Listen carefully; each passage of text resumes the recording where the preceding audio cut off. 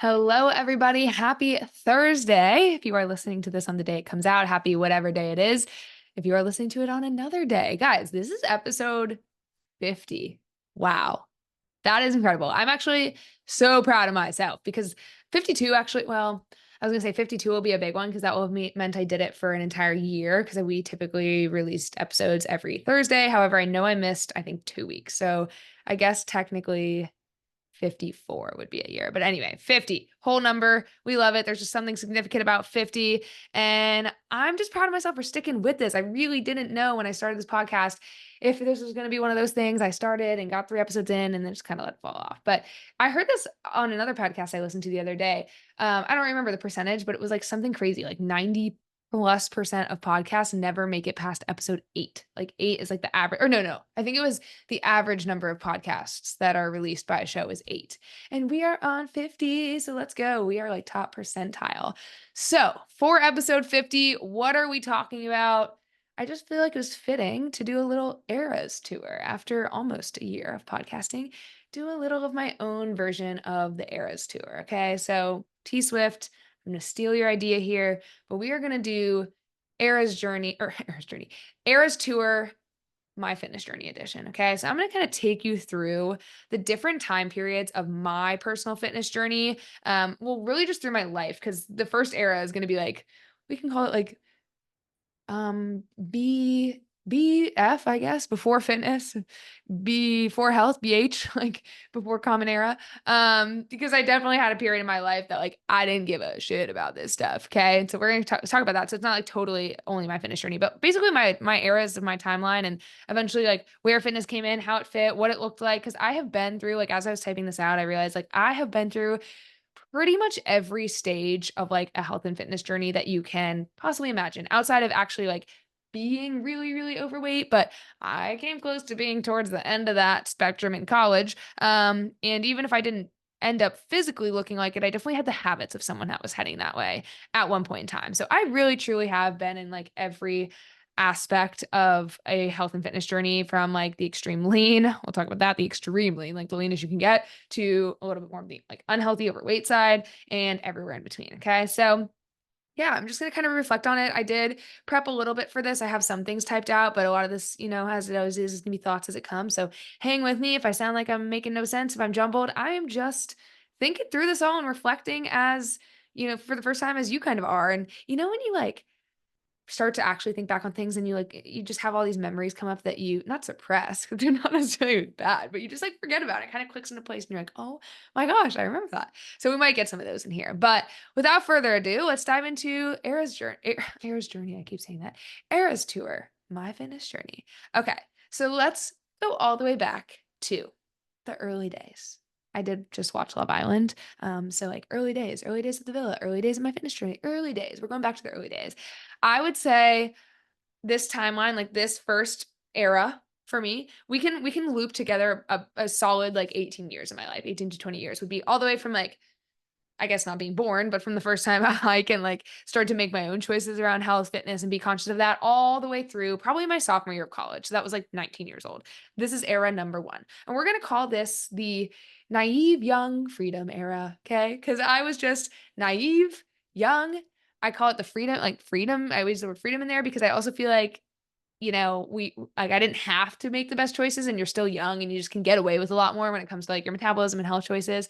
Okay, so the naive young freedom era. And what did this look like? Well, this might shock some of you guys because I am quite the foodie today and there's really nothing I don't like except pizza. Don't come at me. I don't know why. I've never liked this. But besides that, I like everything today.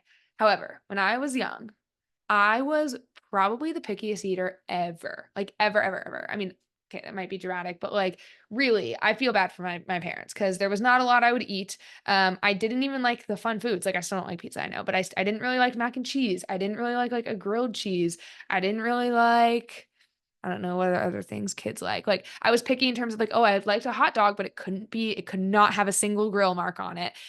Ketchup only. Like I liked a Pop-Tart, but it could not be burnt, or like an English muffin, but it could not be burnt. Like, no, that kind of stuff, just like so picky. some of these are good things, but like I didn't like, I've never actually really liked any like brown sodas, like Coke, Diet Coke. And I'm just painting this picture because like that's how picky I was. Not that those are healthy things, but even vegetables, definitely hated vegetables. I think the only vegetables I would force myself to actually eat would be green beans from a can, which is now like the last thing I would ever want.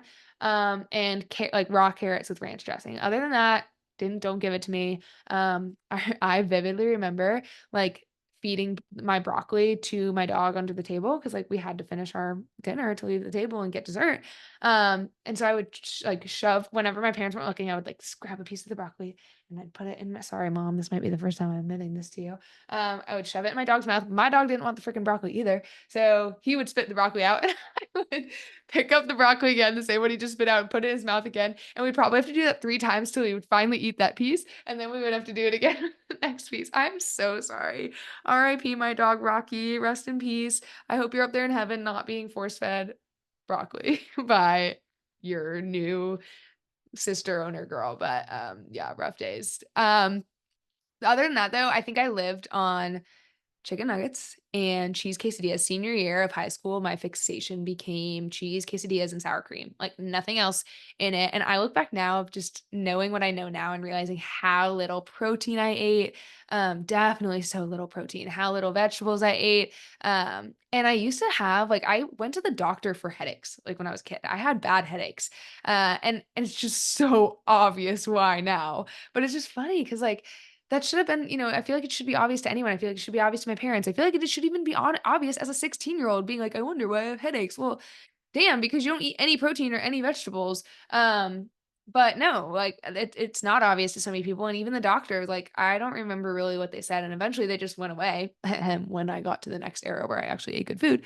But like people go to the doctors for these things and doctors give advice for these things. And like, we're all just missing the simple fact of like, have you even looked at how much water you're drinking, protein you're eating, and nutrients you're eating?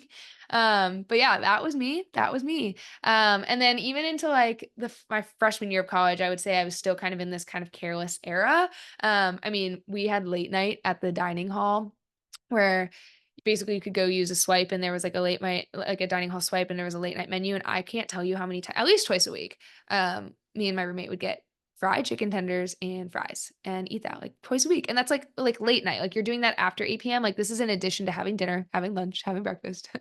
Like it was ridiculous. But this was all in my kind of era of not caring. And like there's some good things from this as far as I was not I will say like there was little pieces and I've talked about it before in times of where I know that the general diet culture used to creep into my mind. And I remember like going on a fruit and nut diet for a day in middle school, which is tragic. And I remember like asking my mom about calories and all this stuff when I was younger. But besides like here and there things, I do think for the most part as a under 18-year-old, I was pretty fine. I do remember still like body checking and that kind of thing, but I don't really feel like I let it affect me all that much. And partly that was just because I naturally was a little bit of like a leaner girl. Not when I was like under 10. When I was under 10, I was chubster. I'll see if I can find a pic and throw that up there. But between like middle school and high school, I generally was just like smaller and without trying. So all this to say, I wasn't hyper fixated on how I looked. So then I wasn't hyper fixated on like food. Obviously, I didn't care. All I was eating was chicken quesadillas or no, cheese quesadillas and sour cream. And so I do think that there's some positives in terms of just being like removed from my body image, right? And not letting it take over my life. However, I also obviously didn't have good habits when it came to nutrition. And working out. I mean, I was playing sports, but outside of that, I wasn't really doing anything intentional. So definitely nutrition though, did not have good habits. So I think that this era is a really good, and I think a lot of people went through this to reflect on of like the positives and the negatives and like understanding that there is a line in between the two. Like it is okay to still be cautious of what you are doing and want to make good choices and prioritizing that. And that doesn't mean that you're like, you have to be obsessive. You have to be, have a disordered eating, poor relationship with food. Like just because you care doesn't mean you have those things, but we also like need to make sure we don't go to the other side and have those things, right? So like I think this was an era of really representing that. However, I did not learn this yet, okay? Because here now comes the next era, which timeline wise was probably like my sophomore year of college. And we're going to call this I didn't come up with very creative names. I should have redone this. This was last Friday when my brain was not working. I came up with these, but um I called this the trials and tribulations of being a girl era, which I mean is a fitting name. Not really, there's no ring to it. Trials and tribulations. I don't know, some alliteration. Trials and tribulations of being a girl era. And I do feel like, unfortunately, this is the era that at some point every woman goes through. And this was where I, instead of finding that in between line that I just talked about, went all the way to the other side of it. And this is when, well, yeah, I'm going to combine this. Actually, this is my sophomore year and my junior year of college. And I'll kind of put these two together. Now, sophomore year is when it kind of started to transition into this. And I think what really number one, like part of this was starting to actually like become less of a picky eater, get a little bit more interested in fitness and nutrition. And I have to give actually the guy that I dated in college a lot of credit when it came to this because he was cooking a lot. And he was also Lebanese. And so it caused me to try some more food that I had never really had. And it definitely opened my eyes and I was like, wait, I like this stuff. And like we just got more adventurous with what we were cooking at home and eating at home. And I realized I wasn't so picky. I also went abroad and I studied abroad in Denmark, which is not like the most crazy food, but I didn't have a lot of choice but to try some other foods. So I really became, yeah, a lot less picky during this time, which was awesome. Great positive of this time. However, beginning to like a lot more foods and also coming off freshman year of like going to late night and getting a lot of chicken fingers and then going abroad and eating a lot there. This is when I really started to see my body change for the first time. I had really never had to worry about my weight before. And all of a sudden, I noticed that I was bigger and not feeling great. And I went to the full other side of that line I just talked about to the other extreme. I went from not caring at all to being so hyper fixated on how I looked, what I ate, what was going to my mouth. And yeah, this is really when I feel like I fell victim to diet culture. So maybe that's even a better name for this time is like the falling victim to diet culture era. All of a sudden I describe it to this way. I think I described it in one of the first episodes I did on this podcast, but I just still describe it to this day of like a switch just flipped. Like one day I didn't care. And I literally used to remember thinking like, oh, I'm so glad that I like don't have an eating disorder. And like I never would. And like I love food and like I'm just don't have to worry about that to one day being like, I am counting everything that like in my head, I'm counting every calorie and adding it up over and over and wondering if I overdid it and continuing to think about it and just like had a horrible relationship with food, with my body, had no confidence, was mirror checking every second I got, was it just not good. I have this written in my notes of like I remember like just starting to do research and coming up with all these diets and like wanting to try all of them and like latching on to anything I read. And I remember this is kind of when keto is, I feel like coming up and I latched onto it. And I remember making for dinner one night keto air, and I'm doing air quotes if you're listening on audio, mozzarella cheese, air quotes, gnocchi. And I'm putting it in air quotes because it was literally just mozzarella cheese rolled into the shape of gnocchi and then fried in oil instead of just having actual potato gnocchi because it was supposed to be low carb. And I look back and I'm like, what part of this? Like, why are we thinking that eating balls of cheese as our like entree is any better than having carbs? Like, that's insane. But this is the era I was in where I was falling victim to like these mindsets. And I remember like I would latch onto something, I would do it for a few weeks, it would probably not really work, or I'd get tired of it, or I would just see the next thing pop up across my honestly, Instagram wasn't like it was big, it was a thing, but it wasn't like it is now where you were seeing a lot of people you didn't follow's content and all of that. So I don't really know where this stuff was popping up. I feel like just research, but I would see the next big thing, like Whole30, and I'd be like, okay, I'm going to do that. Like it was just constantly flipping from thing to thing. And I remember vividly too, this also being the time where, and I kind of mentioned this, but like I was counting up, playing the count up game in my head. I know that there are people listening to this who are going to know exactly what I'm saying. And I know you're probably doing it right now in your life and you're going to be like, oh shit, that's me. But like, I'm not talking about tracking calories and macros. Like that's a different thing, like where you're using an app and you're like plugging, but I'm talking like, I would sit there in my bed, like at the end of the night after I've already eaten everything. It doesn't matter. I can't go back and change anything. And I'd be like, okay, what did I have for breakfast? Okay, that was probably about 400 calories. Okay, what did I have for lunch? Okay, that was probably this. Okay, now I'm at 1,000. Okay, what did I have for dinner? Okay, that was probably this. Okay, now I'm at 1,500. And then I would like think I missed something and I would go back and start it over again to make sure I was still on the right track. And then I get to the end of the day and I'd be like, oh my God, okay, so I ended at like 1,800. Is that okay? Is that, or I'd be laying there like deciding if I was going to eat, a piece of chocolate for dessert. And I'd be like, well, if I had this, then I had this, and then I'm probably at this. So do I have room for another 50? Like, oh my God, do you just hear me saying all of that? How exhausting that is and how much anxiety that is probably causing you? Like, Oh, I cannot believe I used to do that. And it would just be spinning in my head. And worst, even worse is like, I would even do it like to my boyfriend at the time. I would like count it up to him and I would be like, "Do you think it's okay if I had this?" Or "I can't believe I had this." Like, "Oh, I'm freaking out. Like, am I okay?" And like not his place or any. I would do this to my friends too, like anyone's place to give me validation for like what I'm eating or tell me it's okay. Like that is exhausting. And your people do not want to like constantly have to do that. So ugh, I didn't see it until I was out of this era, how much, like, this affected friendships, relationships, like, just energy from other people and how fixated and how much of my brain it was taking up on, and maybe you're listening and you're stuck in this era now. I really just want you to understand how much of your own brain it's taking up, how much of your energy it's taking up, and how draining it is to the other people around you, and just I hope that you can move out of this era soon, and there's so much hope on the other side, and it's up to you, though, to move out of this era, but anyway, that's what this was looking like. I was tracking calories trying, but I was in college, and it was, like, not tracking calories in a correct way, it was tracking calories to be at 1,200, you know? Um, this was also the Kayla Istein's, like, BBG era. I know you know what I'm talking about. Bikini Body Guide. Ugh, God, that shit triggers me thinking about that now. And I was doing two-a-days at this time too. So I know I was up doing her thing in like the SRC, the top area of our student rec center. Then I would go down and do the Stairmaster. And then honestly, sometimes I'd go back and do like a Zumba class with my friends. I was like strength training. Finally, eventually I started to get into the strength training. That's kind of more so in the next era, but I was even still like strength training and then going and doing like Orange Theory. Oh, it was so much. But the Kayla Estein's BBG, that was definitely like sophomore and junior year of college was the victim to diet culture era. Okay. And I never want to be there again, and we never will. Okay. Now things started to take a turn and look up a little bit. We started to move into a better era, going into senior year of college.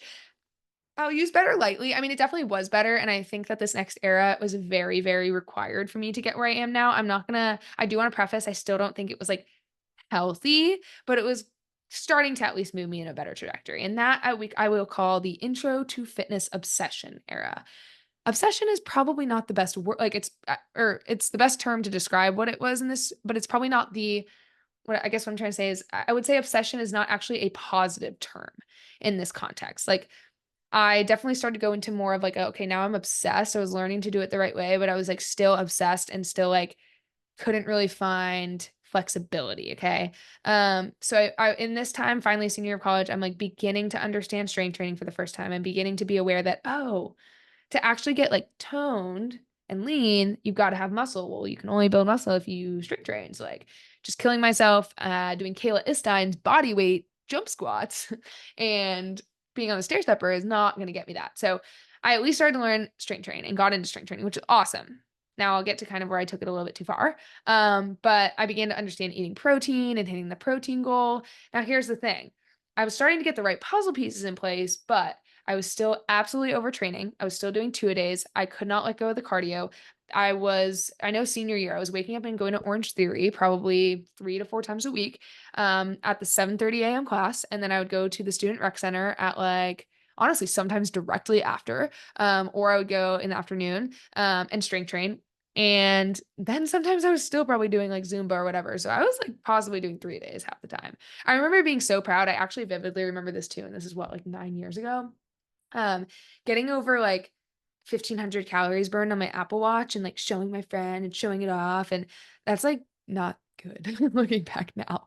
But I feel like this is where I did start to find like it was like I couldn't let go of the cardio totally because there was still this like fear, but there had to be kind of this period where it began to change. And at least I was now adding the strength training in, and I eventually get to the place kind of in the next era where like start to let go of that a little bit. But like even the protein, I was obsessed. Like I was bringing my protein powder in the shaker bottle to the student rec center to the gym, and immediately after I finished that last lift, I'm headed to the water fountain, I'm shaking it up, and I'm chugging my just water and protein.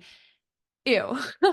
I cannot tell you. The last time I did that was probably, I mean, maybe there was a time like the first year out of college, but it's been at least 5 years since I have done that. Yeah, definitely 5 years.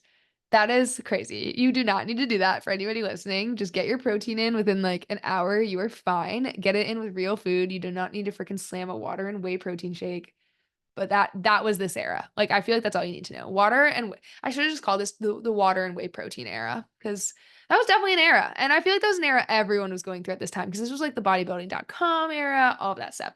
Let's also keep in mind though, during this era, like I'm doing so much. I'm like killing myself in the gym. But and like I'm caring about protein and I'm probably trying to care about nutrition, but I'm also a senior in college. I am drinking probably Thursday, Friday, Saturday. Sometimes I know on Wednesdays because it was a beer pong tournament on Wednesdays. I'm just keeping it real. Wednesday, Thursday, Friday, Saturday, I was binge drinking. And so it's like you do all this stuff and you're killing yourself, but then you go and just do it. It's just like the era of like you're just I don't know. This was quite the era. We could call it, yeah, the intro to fitness obsession era, the whey protein and water era, and the binge drinking and thinking that you can outdo that in the gym era, and none of those things are true. But I think that's just par for the course when you're in college too. Like I I even tell we have a couple clients who come to us that are still in college, and I tell them, I'm like, I do not want you to give up your college experience to be 5% body fat. Oh, okay, 5% is kind of a lot, but like 2% body fat less, right? Like I'm not mad that I like wasn't like hyper focused to where I was like cutting out all the other things. Now, did I need to be binge drinking the way I was? Absolutely not. That's not healthy. And like not saying sit here and do that, but this is kind of a tangent, but like I also, and I'll get to kind of this at the end of the episode, like there was a lot of takeaways, but I really don't think like some of the small differences that those big changes can make are not sometimes worth it. So hopefully that makes sense. But we will move on to the next era, which I would say timeline wise was like my first 2 years out of college. So ages like 22 to 24.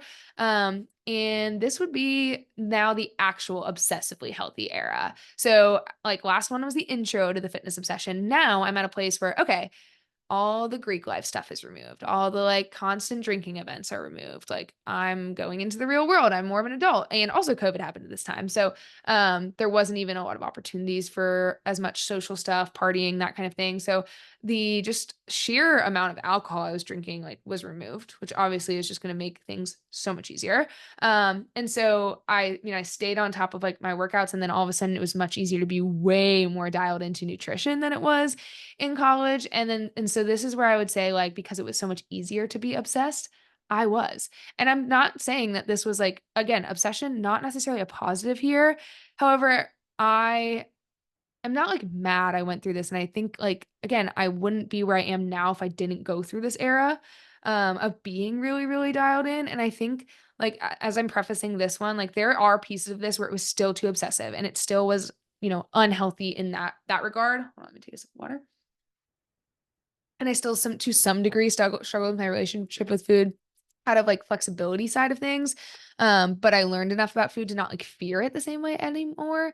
But I also like I wanted to be dialed in. Like this was fun for me at this point in my life. Like I truly would have rather like said no to some things and cooked all my meals at home and like gotten the results and been crushing it in the gym because I was having so much fun learning about it and seeing what I could do. And like I was just obsessed with it, like learning about it. And so that it was like it made sense for me at that time, versus now, like I don't have that same passion. So like trying to restrict myself to the kind of way I was in this era would really be unhealthy. At least that's my point of view. But anyway, this is where I would say I really got into like tracking macros and tracking macros perfectly. I just couldn't do that when I was in college. I lived in the sorority house. All our meals were fed for us. I didn't know like what it was. It just wasn't possible. But now all of a sudden I'm in control of everything that goes in my mouth.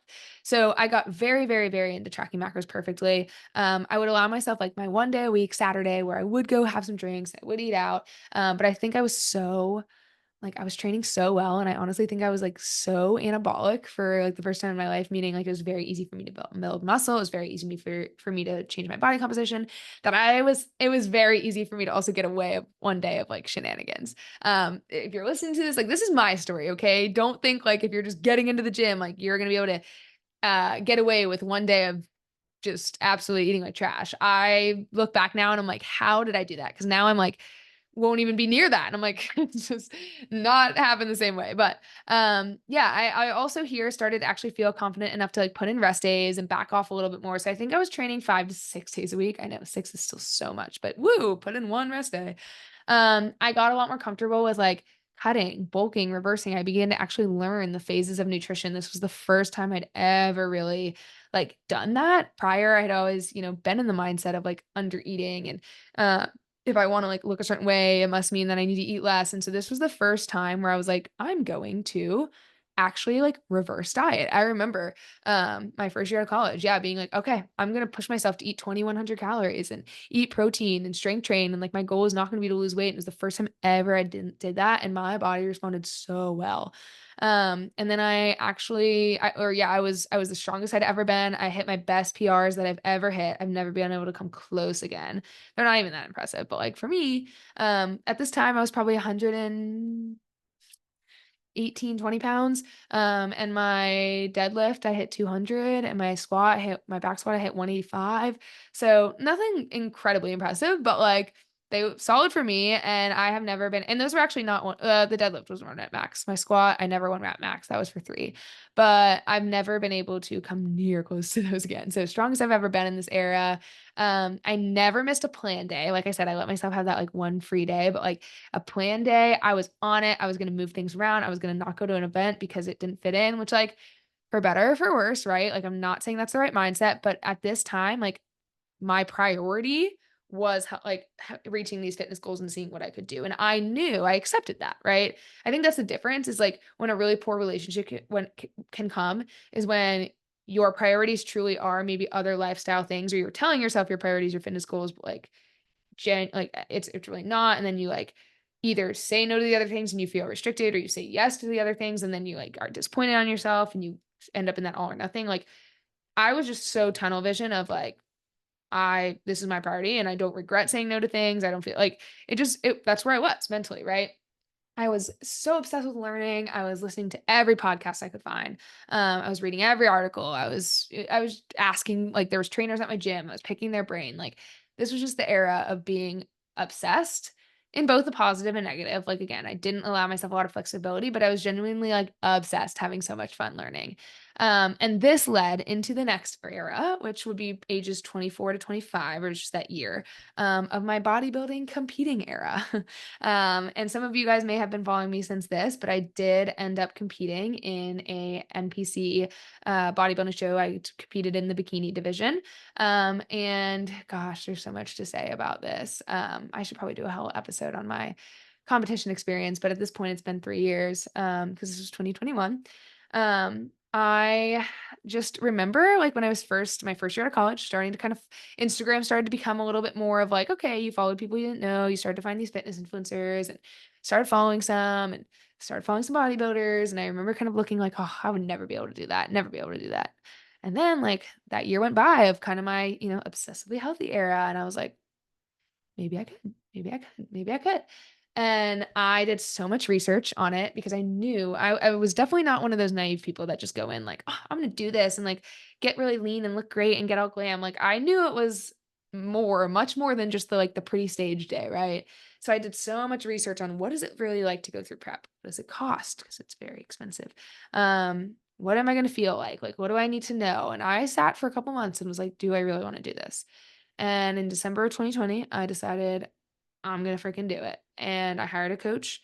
Um, and I prepped from April of 2021 to my first show was in August. My second show was in September. So I prepped for like 30 weeks total, which is a long time. And I'll give you, for those of you who don't know what prep looks like, I'll give you a very short synopsis. But basically, like you are trying to get stage lean, which is a very, very, very unhealthy, unsustainable level of lean that like you're doing in a controlled way for a very short period of time.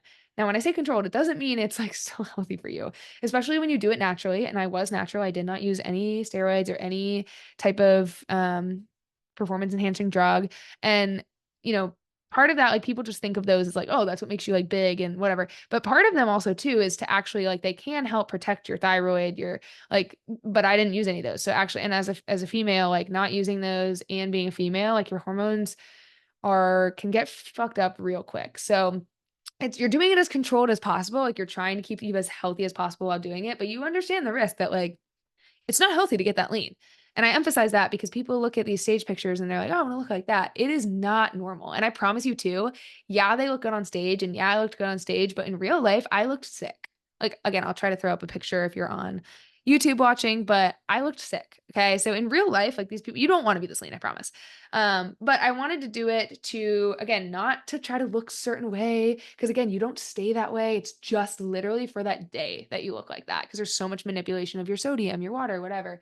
But I wanted to prove to myself I could do it. Like that's why I wanted to do it. And so I did it. And it was the hardest thing I've ever done.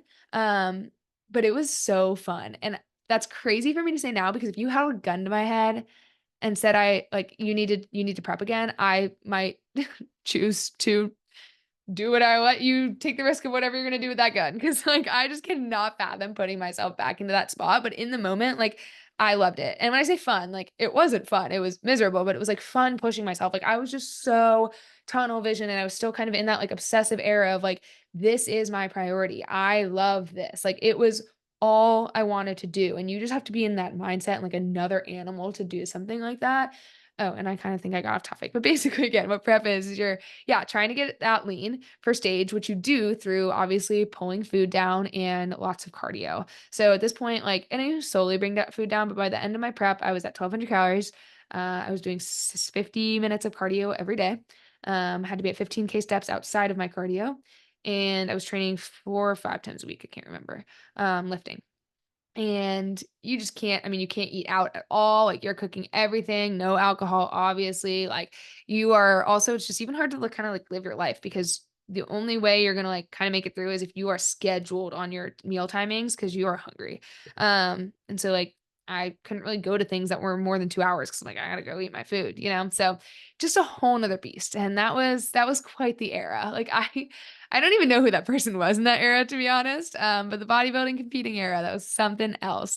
I did get off stage thinking I would do it again, but I knew I needed to take like a year or two off and put on a lot of muscle to be competitive. But the further we got away from my show day, the shittier I started to feel actually, and really lost my drive for training. Um, and then I also was trying to get my period back and it was not coming back. And that's when I was like, oh, something's wrong. And you guys already know. I mean, unless this is your first episode, then I would highly recommend you going back and listening to my hormone journey episode. But most of you guys already know I've been still on the struggle 3 years later of regaining my period and like getting my hormones back to normal. And I really have no like testosterone, estrogen, progesterone. It's all in the toilet. So um, competing was part of that. There was other things at play, a lot of stress with my business and coming off hormone or birth control, but it fucks you up. Okay. So keep that in mind when you're thinking about getting super lean. But anyway, I could go on and on about that. So I will stop there, at least for that era. And then I think that kind of brings us to present day. Like that was that was September 2021 I finished. And I feel like I've kind of been in this same era of just like trying to live my best life era for the last 3 years. Obviously there's been a lot of fluctuations in that, in terms of how I felt about that. Like there's been points where I'm like, oh, I really want to like get back into it and get hardcore again and cut again. But like, I just don't have the drive. And I think a lot of that's the lack of hormones. And I've also just kind of come to terms with I want to just live my life. And like, I know that health and fitness will always be a priority to me. Like, I mean, I literally own a health and fitness coaching company and I love moving my body. I love sports. I love feeling good. I love putting healthy foods into my body. I genuinely love Brussels sprouts and broccoli. I'm not feeding them to my dog anymore. I love them. So I know I'll always do these things to at least keep me at a good spot. Right. But outside of that, like, I just want to be able to like go say yes when a friend asks to go to dinner randomly. And when I was in my obsessively healthy era, that wasn't possible. And I just am not in that same mindset anymore. So in today, present day, I don't really track my macros. I say that because I recently have started again because I am working with someone with some of my hormone issues. And our big thing right now is just making sure I'm eating enough and specifically enough carbs around my training because I like actually need to fuel myself more. So I'm kind of tracking loosely for that reason. But I'm not tracking for any type of like cutting goal and losing body fat goal. And I did go a solid year and a half. I think I tracked for about a year after competing. And part of that is you have to like put your body fat back on in a healthy, not too fast way. So you do need to like track because it's easy to kind of go balls to the wall after that. But after that year and getting back to a healthy weight, yeah, I didn't track for like 2 years until now. And I was really able to maintain once I got back to a healthy weight. I was really able to maintain that very well without having to track. And that's just a testament, I think, to the other eras, like especially that like air quotes obsessively healthy era, which, like I said, wasn't necessarily positive, but it was fine for me at that time because it was a priority to me and I learned a lot and it set me up to be in a position now where I don't have to plug things into an app to um maintain and be successful. But yeah, I don't track. I am about I'm about 25 to 28 pounds heavier than I was on my show day. Maybe a little closer to 30 actually. I don't even want to say what I weighed on my show day because it was not okay, like, not a healthy weight, very, very, very low. So when I tell you I've been at the leanest of leans, like, okay, I'll just tell you, I was sub 100 pounds, which is crazy. And now I'm about, yeah, 28 pounds above that, much healthier weight.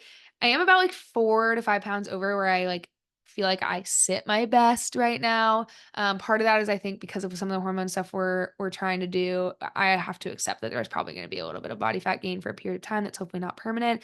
But most of the fact like I've been able to move to a new city and enjoy a lot of new things with my friends and be very flexible and like maintain a weight where I am healthy at all without being obsessive.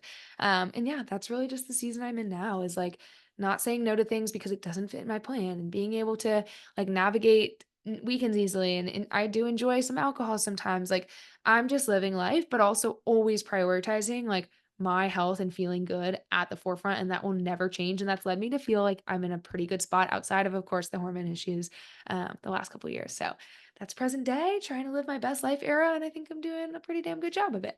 So I think that wraps up Era's tour of my fitness journey. Now, I did have some takeaways that I was writing this. I just kind of wanted to highlight. And the first is that, as you can see, I went through different seasons of life too.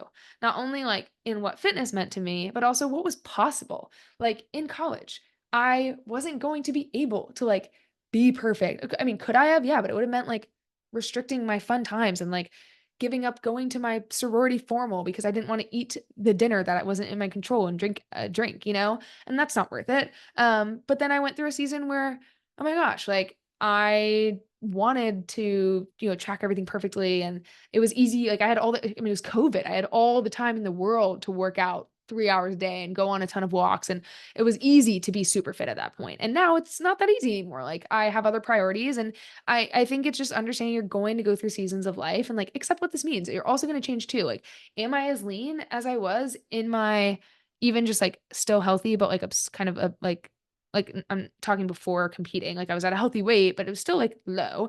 I'm like 10 pounds heavier than that right now, but also I get to live a hell of a lot more life.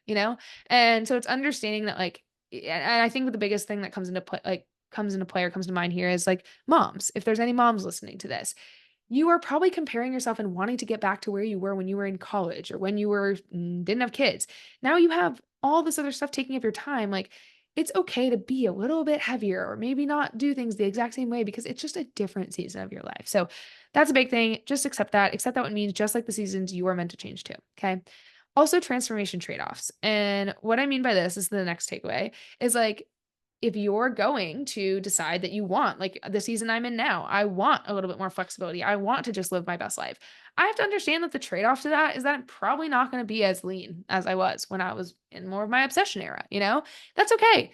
But you have to accept that, right? There are trade offs to the transformation. And if you want, and also on the other side of that, if you want to be super lean, that might mean you got to trade off freaking your glass of wine at dinner. Sorry, but that's the trade off. Like there are transformation trade offs. So understand that. And then the last thing was, and the biggest thing, okay, biggest takeaway that's kept me honestly feeling really good and sane and still having a very healthy relationship with myself, self-love, is realizing now that I've been through every stage that the difference between like how I looked and the amount of work I had to maybe do to be there, not worth it. And let me rephrase that a little bit. Or let me use the example. So I feel like in that like obsessively healthy era, right? Again, I enjoyed it at the time, but if I were to try to go back to that now, the amount of effort, work, discipline, restriction, saying no to things that I would have to do in order to be just a little bit better, like not that big of a margin better, not worth it, right? Like, I don't think my friends or, I'm out there dating, right? People I'm potentially dating or whoever, and also who cares what any of those people thinks? But I don't think to any of those people that it's enough of a difference. Like they don't notice enough of a difference when you look 5 pounds lighter for it to be worth the tons of other stuff that you did, and that's just the biggest thing. Okay. So I'd rather live my life. And as long as I'm still being healthy and prioritizing me, that's what matters. So thank you for coming to my Eras tour. I feel like I just accidentally muted myself. I hope you guys enjoyed. If you did like it, please share, share, comment. I never say this, but please, I would love for you to leave a review on the pod. I don't even know if we have any, but review it on Spotify or Apple, wherever you're listening. Share it on Instagram.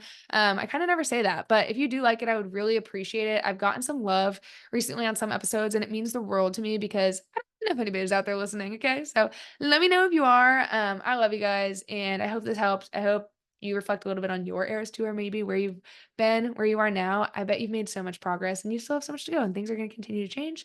That's seasons of life. But yeah, hope you have a great rest of your day. Love ya. Mean it. Bye.